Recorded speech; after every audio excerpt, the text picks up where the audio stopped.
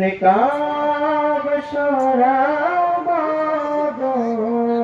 होते একবার দেখাও দিদার তোমার ইয়া নবী তেরা কি গম শাহে নাজে দিয়া या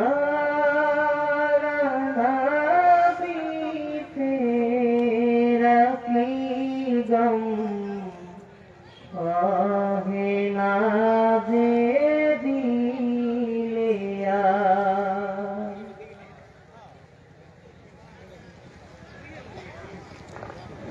এ পর্যায়ে আপনাদের সম্মুখে অত্যন্ত গুরুত্বপূর্ণ ও মূল্যবান বক্তব্য উপস্থাপন করবেন বাংলাদেশ জমিয়তে হিজবুল্লাহর মুহতারাম সিনিয়র নায়েবে আমির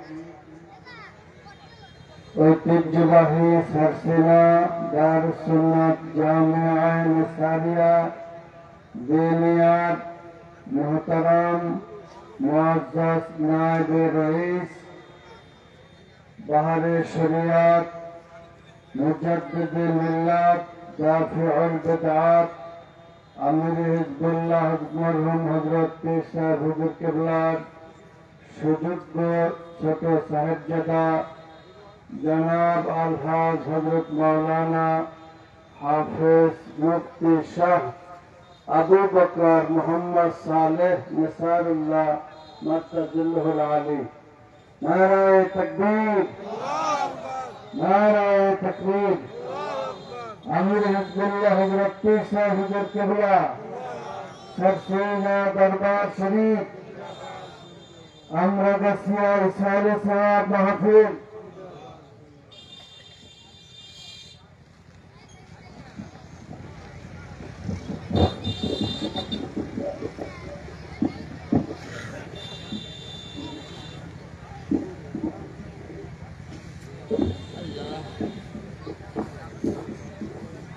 Subhanallah.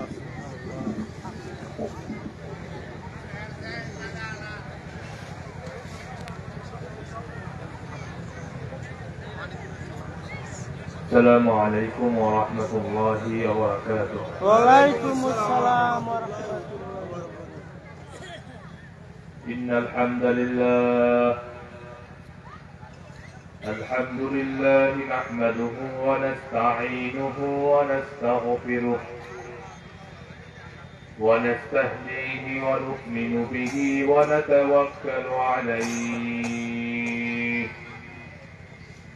ونشكره ولا نكفره ونعوذ بالله من شرور أنفسنا ومن سيئات أعمالنا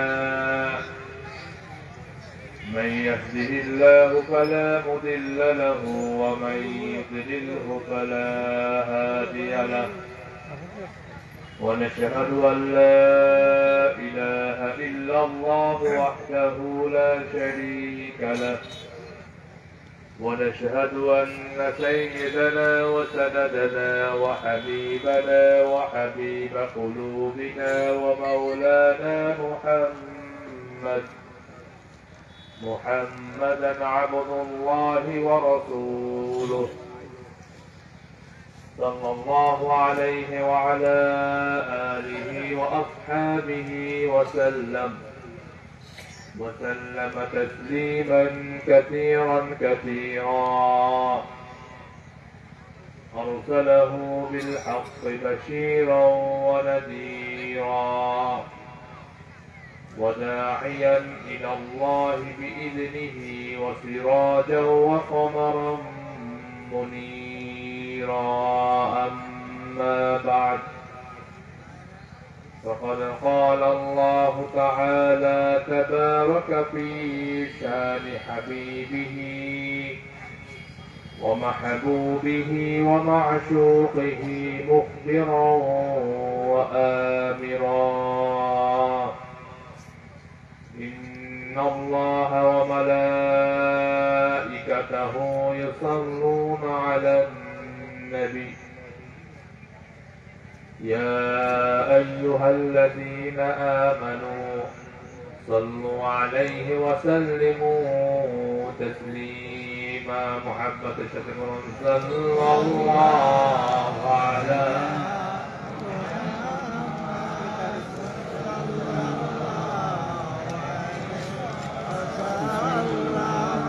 صلى الله على محمد صلى الله عليه وسلم नहीं दो जहां में मिसाले मोहम्मद जमाले खुदा है कमाले मोहम्मद सल्लल्लाहु अलैहि सल्लल्लाहु अलैहि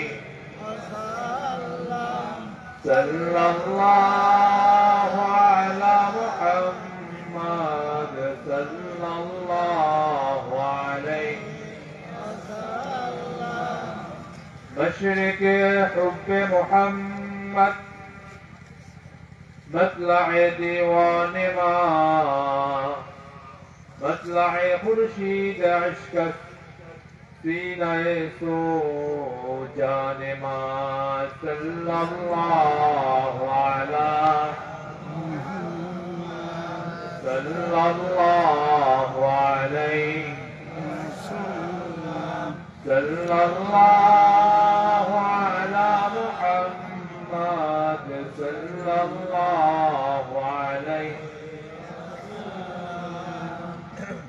अल्लाहुम्मा सल्लि व सल्लिम व बारिक अलैहि उपस्थित मुअज्जज़ मुहतरम आमिर शरीयत आमिर तरीक़त आमिर हिज़्बुल्लाह जद्दी सैयदुल क़िबला मुअज्जज़ुल आली दिगार उलमाए किराम पीर भाई मुहिद्दीन दीनदार मुसलमान भाई আমার प्यारे हाजिरिन আল্লাহ পাক রব্বুল ইজ্জতের দরবারে শুকরিয়া আদায় করছি আল্লাহ পাক রব্বুল আলামিন আমরা কাছে এই খানকায় আল্লাহ তাআলা 3 দিন ব্যাপী ইসালে সওয়াব মাহফিলে আল্লাহ তাআলা আমাদেরকে আসার তৌফিক দিয়েছেন আল্লাহ পাক রব্বুল আলামিন আমাদেরকে এই মাঠে বসার তৌফিক দিয়েছেন তাই শুকরিয়া বলি আলহামদুলিল্লাহ प्यारे हाजिरिन मरहूम हजरत पीर साहब के रहमतुल्लाह अलैहि तार इसाले साहब महफिल मरहूम बड़ा हुजूर के दादा हुजूर के रहमतुल्लाह अलैहि ताদের इसाले साहब महफिल तो अल्लाह ताआला এই ইসালে সাহেব মাহফিলে আমরা গাছিয়ার মাহফিল আল্লাহ তাআলা আমাদেরকে আসার তৌফিক দিয়েছেন তাই শুকরিয়া আরেকবার জোরে সোরে আলহামদুলিল্লাহ प्यारे हाजिरिन আজকের এই ইসালে সাহেব মাহফিল এই মাহফিল আয়োজন করার উদ্দেশ্য হলো আল্লাহ পাক রব্বুল আলামিনের সন্তুষ্টি কি বলে ঠিক কিনা ঠিক আমরা যারা এই মাহফিলে এসেছি এই মাঠে বসে আছি মাগরিব পর হযরত পীর সাহেব কিবলানি আমাদেরকে তালিম দিয়েছেন জিকির আজকার করিয়েছেন দীর্ঘ সময় আমরা এই মাঠে আছি এই মাহফিলে আমরা এসেছি আমাদের একটাই লক্ষ্য সেটা হলো আল্লাহ পাক রব্বুল আলামিনের সন্তুষ্টি অর্জন করা কি বলেন ঠিক কিনা ঠিক প্যারা হাজিরিন আল্লাহ পাক রব্বুল আলামিন তার সন্তুষ্টি লাভ করতে হলে তার নৈকট্য লাভ করতে হলে আল্লাহ পাক রব্বুল আলামিন তিনি আমাদেরকে পথ দেখিয়ে দিয়েছেন পথ বাতিয়ে দিয়েছেন আর আল্লাহ পাক রব্বুল আলামিন তার বান্দাদেরকে সৃষ্টি করেছেন এই দুনিয়াতে পাঠিয়েছেন তার উদ্দেশ্য হলো তার বান্দা তার ইবাদত করবে তার হুকুম মেনে চলবে তার বিধান মেনে চলবে যার মাধ্যমে আল্লাহ পাক রব্বুল আলামিনের সন্তুষ্টি অর্জন করা যাবে তার নৈকট্য লাভ করা যাবে প্যারে হাজিরিন তাই আল্লাহ পাক রব্বুল আলামিন কোরআন পাক আল্লাহ তাআলা ইরশাদ করেছেন ওয়া খালাকতুল জিন্না ওয়াল ইনসা ইল্লা লিয়াবুদুন। প্রিয় হাজিরিন, তো আল্লাহ পাক রব্বুল আলামিনের সন্তুষ্টি লাভ করতে হলে, তার নৈকট্য লাভ করতে হলে আমাদেরকে যে কাজটি করতে হবে সেটি হলো আল্লাহ পাক রব্বুল আলামিনের ইবাদত করতে হবে, জিকির আজকার করতে হবে, তাসবিহ তাহলিল করতে হবে, তার বিধান মেনে চলতে হবে, তার হুকুম মেনে চলতে হবে। তিনি যেই কাজ করতে আদেশ দিয়েছেন সেটা আমাদের করতে হবে, যা নিষেধ করেছেন তা থেকে আমাদের দূরে থাকতে হবে। তাহলে আল্লাহ পাক রব্বুল আলামিনের সন্তুষ্টি লাভ করা যাবে। কি বলে, ঠিক কিনা? প্রিয় হাজিরিন, আল্লাহ পাক রব্বুল আলামিন ফেরেশতাদের সঙ্গে পরামর্শ করলেন, আমি একটি নতুন জাতিকে সৃষ্টি করতে চাই যারা আমার ইবাদত করবে, আমার হুকুম মেনে চলবে, জিকির আজকার করবে, তাসবিহ তাহলিল করবে। তাদেরকে আমি যে আদেশ দেব তারা সেই আদেশ মেনে চলবে, যা নিষেধ করব তা থেকে তারা বিরত থাকবে। আল্লাহ পাক রব্বুল আলামিন যখন ফেরেশতাদের সঙ্গে পরামর্শ করলেন, আলাপ করলেন, আলোচনা করলেন, ফেরেশতাগণ আল্লাহ পাক রব্বুল আলামিনকে বলল, আল্লাহ আপনি পূর্বে আরেকটি জাতিকে সৃষ্টি করেছিলেন, তাদেরকে সৃষ্টি করার পিছনে আপনার উদ্দেশ্য ছিল তারা আপনার ইবাদত করবে, কিন্তু তারা আপনার ইবাদত না করে তারা আপনার অবাধ্য হয়েছে, আপনার বিধানকে তারা লঙ্ঘন করেছে। আপনি তো আমাদেরকে যখন যে আদেশ দিয়ে থাকেন আমরা তা মেনে চলি, তা আমরা সেইভাবে চলার চেষ্টা করি। যতটুকু আমাদেরকে বলেন তার থেকে আমাদের বেশিও হয় না, কমও হয় না, যতটুকু বলেন ততটুকুই আমরা করে থাকি। তাহলে আমাদেরকে নতুন করে আরেকটি জাতিকে সৃষ্টি করার কি প্রয়োজন আছে? আল্লাহ পাক রব্বুল আলামিন ফেরেশতাদেরকে ধমক দিয়ে বললেন, ইন্নী আ'লামু মা লা তা'লামুন। বলে বলেন না সুবহানাল্লাহ, আমি যা জানি তা তোমরা কি করো না। প্রিয় হাজিরিন, তাই আল্লাহ পাক রব্বুল আলামিন তার বান্দাদেরকে সৃষ্টি করেছেন কেন? তার ইবাদত করার জন্য। সকলে বলেন, কেন সৃষ্টি করেছেন? ইবাদত করার জন্য আল্লাহ তাআলা সৃষ্টি করেছেন। তাই আমাদেরকে সেই পথ দেখানোর জন্য, অর্থাৎ কোন পথে চললে আল্লাহ তাআলা সন্তুষ্টি হন, কোন কাজ করলে আল্লাহ তাআলা খুশি হন, সেই পথ দেখানোর জন্য আমাদেরকে আল্লাহ পাক রব্বুল আলামিন রাসূল পাক সাল্লাল্লাহু আলাইহি ওয়াসাল্লামকে পাঠিয়েছেন। রাসূল পাক সাল্লাল্লাহু আলাইহি ওয়াসাল্লাম বলেন, বুইসতু মুআল্লিমান, আমি তোমাদের মাঝে শিক্ষক হিসাবে, উস্তাদ হিসাবে আমি তোমাদের মাঝে এসেছি। বলেন না সুবহানাল্লাহ।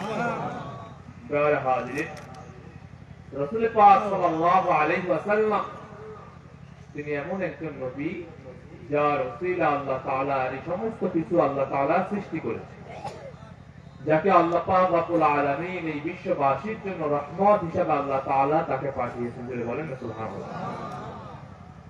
তো আল্লাহ পাক রব্বুল আলামিন কোরআন থেকে ইরশাদ করেন, ওমা আরসালনাকা ইল্লা রাহমাতাল লিল আলামিন। বলেন না সুবহানাল্লাহ। প্রিয় হাজিরিন, রাসূল পাক সাল্লাল্লাহু আলাইহি ওয়াসাল্লাম তাকে আল্লাহ পাক রব্বুল আলামিন এই বিশ্ববাসীর জন্য কি হিসাবে পাঠিয়েছেন? শিক্ষক হিসাবে। সকলে বলেন, কি হিসাবে পাঠিয়েছেন? শিক্ষক হিসাবে পাঠিয়েছেন। তো আল্লাহ পাক রব্বুল আলামিনের সন্তুষ্টি পেতে হলে, তার নৈকট্য লাভ করতে হলে, তার রেজামন্দি হাসিল করতে হলে, আল্লাহ পাক রব্বুল আলামিনের পেয়ারা বান্দা হতে হলে আমাদের যে কাজটি করতে হবে, আল্লাহ পাক রব্বুল আলামিন তার হাবিব, তার দোস্ত, তার বন্ধুকে উদ্দেশ্য করে আল্লাহ তাআলা বললেন, হে নবী আপনি বলে দিন, যদি তোমরা আল্লাহকে পেতে চাও, তার সন্তুষ্টি লাভ করতে চাও, আমি মুহাম্মদুর রাসূলুল্লাহ সাল্লাল্লাহু আলাইহি ওয়াসাল্লামের অনুসরণ করো, অনুকরণ করো, মুহাব্বত করো, ভালোবাসো। আল্লাহ তাআলা কি করবেন? তোমাদেরকে ভালোবাসবেন, তোমাদের জীবনের গুনাহ আল্লাহ তাআলা কি করবেন? মাফ করে দিবেন। সুবহানাল্লাহ বলবেন না? প্রিয় হাজিরিন, আল্লাহ পাক রব্বুল আলামিন আপনাকে পথ দেখিয়ে দিয়েছেন, বান্দা তুমি এই পথে আসো, এইভাবে চলো, তাহলে আমি আল্লাহ তোমার প্রতি খুশি হব, তোমার প্রতি সন্তুষ্ট থাকবো। প্রিয় হাজিরিন, আপনি রাসূল পাক সাল্লাল্লাহু আলাইহি ওয়াসাল্লামকে অনুসরণ না করে, অনুকরণ না করে, রাসূল পাক সাল্লাল্লাহু আলাইহি ওয়াসাল্লামকে মুহাব্বত না করে, ভালো না বেশে আপনি যদি দুনিয়াতে হাজারো আমল করেন, ভালো কাজ করেন, আপনার এই কাজ কি কোন কাজে আসবে? বলেন। আল্লাহ তাআলা কি খুশি হবেন? বলেন। যদি আপনি আল্লাহ পাক রব্বুল আলামিনকে পেতে চান, তার সন্তুষ্টি লাভ করতে চান, তাহলে আপনার রাসূল পাক সাল্লাল্লাহু আলাইহি ওয়াসাল্লামের মাধ্যম হয়ে আপনার যেতে হবে। কি বলে, ঠিক কিনা? প্রিয় হাজিরিন, তো আমরা এখানে যারা আছি, আমরা কি রাসূল পাক সাল্লাল্লাহু আলাইহি ওয়াসাল্লামকে দেখেছি বলেন? সাহাবায়ে কেরামদেরকে দেখেছি বলেন? তাবেঈন, তাবেঈন তাদেরকে আমরা দেখেছি বলেন? প্রিয় হাজিরিন, তো রাসূল পাক সাল্লাল্লাহু আলাইহি ওয়াসাল্লামকে আপনার পেতে হবে, যার মাধ্যমে আপনি আল্লাহ পাক রব্বুল আলামিনকে পেতে পারেন। তো সেজন্য আমরা যেহেতু রাসূল পাক সাল্লাল্লাহু আলাইহি ওয়াসাল্লামকে দেখি নাই, সাহাবায়ে কেরাম তাবেঈন যারা ছিলেন তাদেরকে আমরা দেখি নাই, আমরা হক্কানি উলামায়ে কেরাম, হক্কানি পীর মাশায়েখগণ যারা আছেন তাদেরকে আমরা দেখেছি। আল উলামা ওয়ারাসাতুল আমবিয়া, হক্কানি উলামায়ে কেরাম তারা কি? নবীদের ওয়ারিস।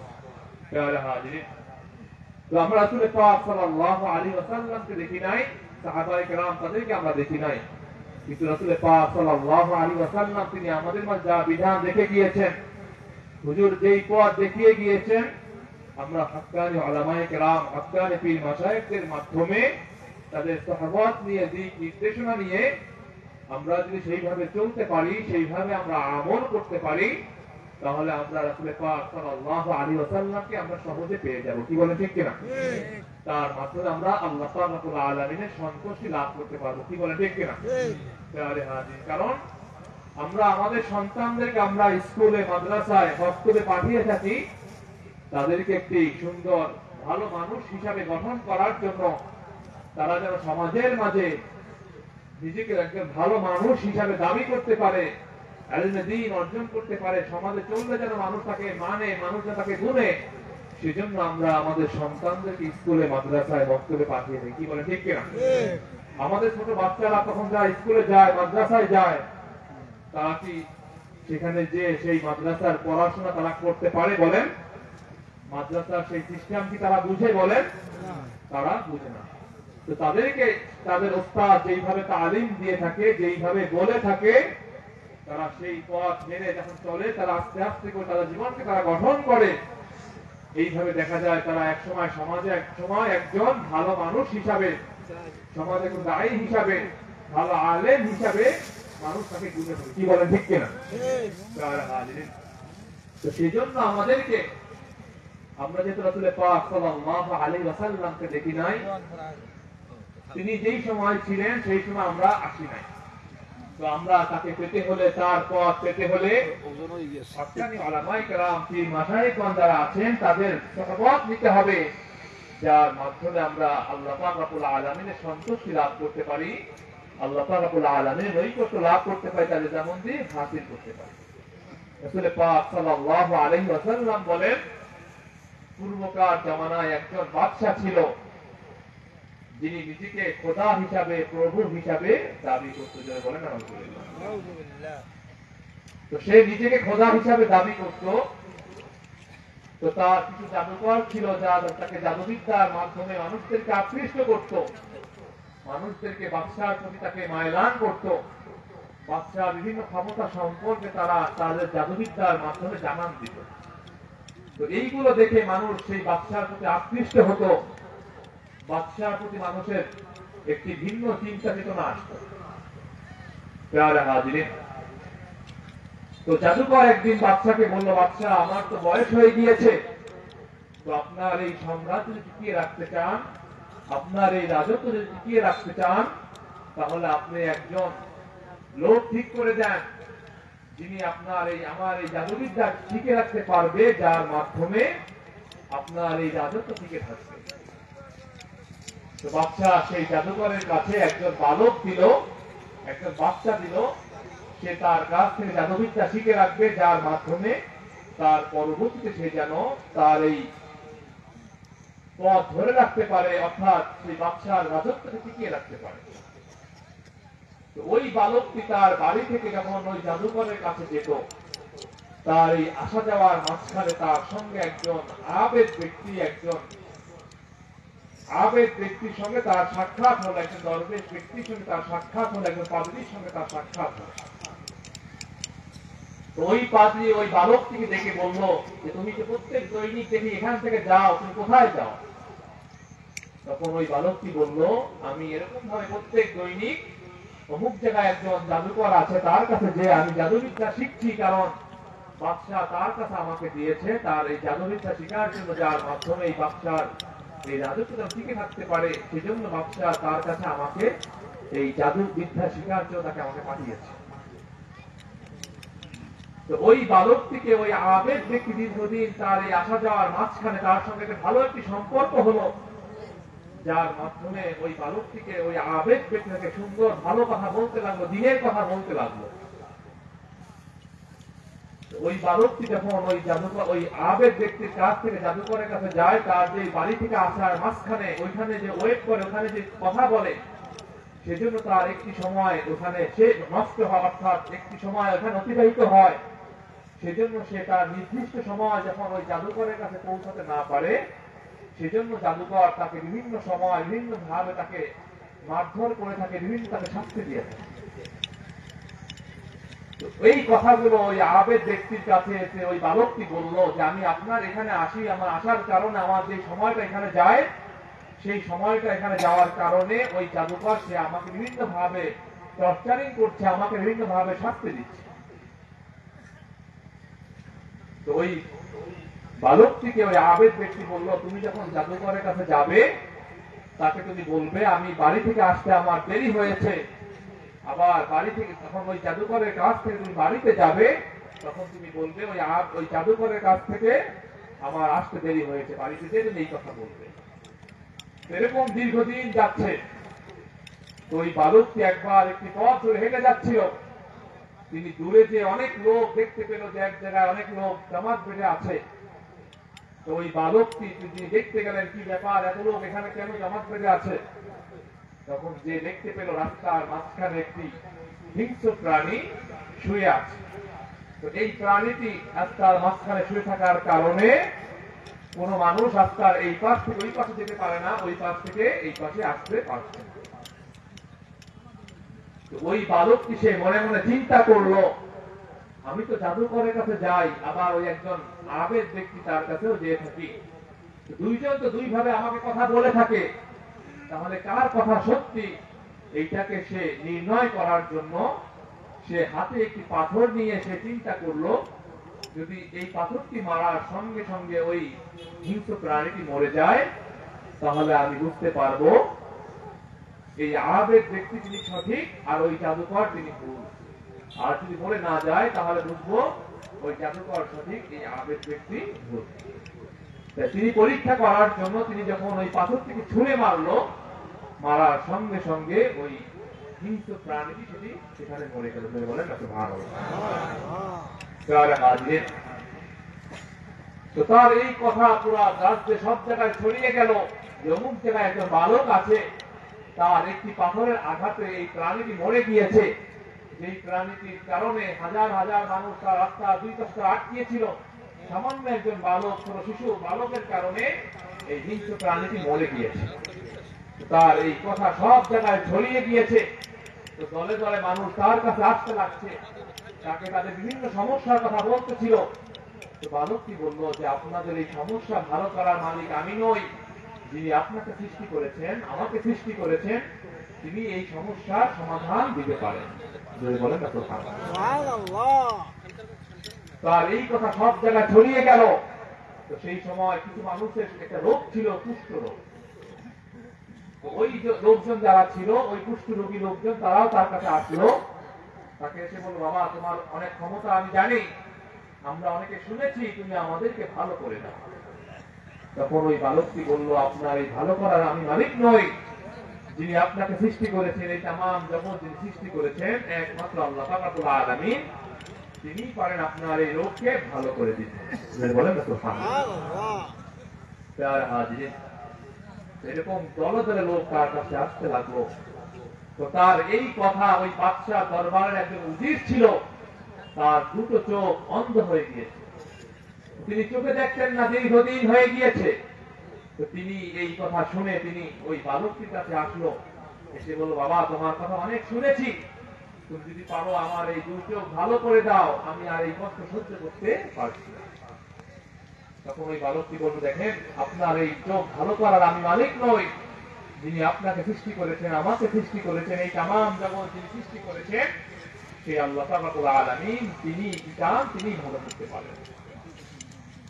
তখন ওই বালকটি ওই উজিরের চোখে যখন হাত বুলিয়ে দিলেন, সঙ্গে সঙ্গে তার চোখ ভালো হয়ে গেল। বলেন যখন ওই উজির বাদশাহ দরবারে গেল, তো বাদশাহ বলল, কি ব্যাপার উজির, তোমার চোখ কিভাবে ভালো হয়ে গেল?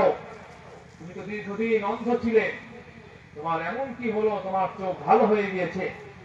তখন ওই উজির বলল, আমার চোখ ভালো করে দিয়েছেন যিনি আপনাকে সৃষ্টি করেছেন, আপনার এই রাজত্ব টিকিয়ে রেখেছেন, যিনি এই তামাম জগৎ সৃষ্টি করেছেন, সেই একমাত্র আল্লাহ রাব্বুল আলামিন, তিনি আমার এই চোখকে ভালো করে দিয়েছেন। বলেন না সুবহানাল্লাহ।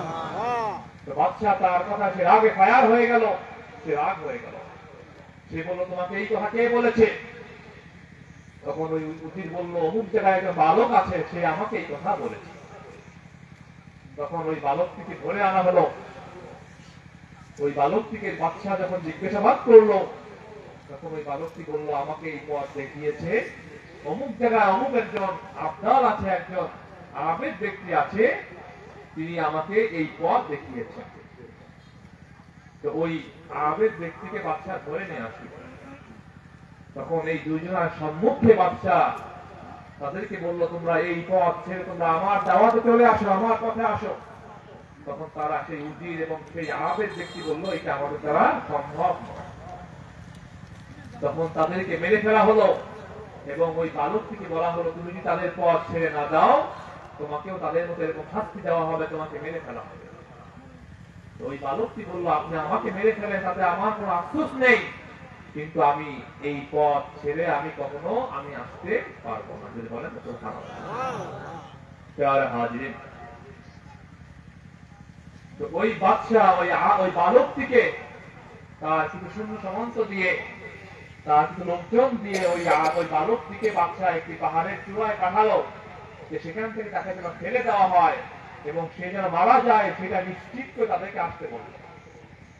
যখন তাকে ফেলতে যাবে, আল্লাহ রাব্বুল আলামিন সেখানে এমন পরিমাণ ভূমিকম্প দিল, অর্থাৎ সেই পাহাড় এমন পরিমাণ নড়চড় করতে লাগলো, তার সঙ্গে যে লোকজন ছিল তারা সেই পাহাড় থেকে পড়ে তারা নিচে পড়ে তারা মরে গিয়েছে এবং ওই বালকটি সেখান থেকে সুন্দরভাবে সশরীরে সুস্থভাবে সে বাদশাহ দরবারে হাজির হয়েছিল। বলেন না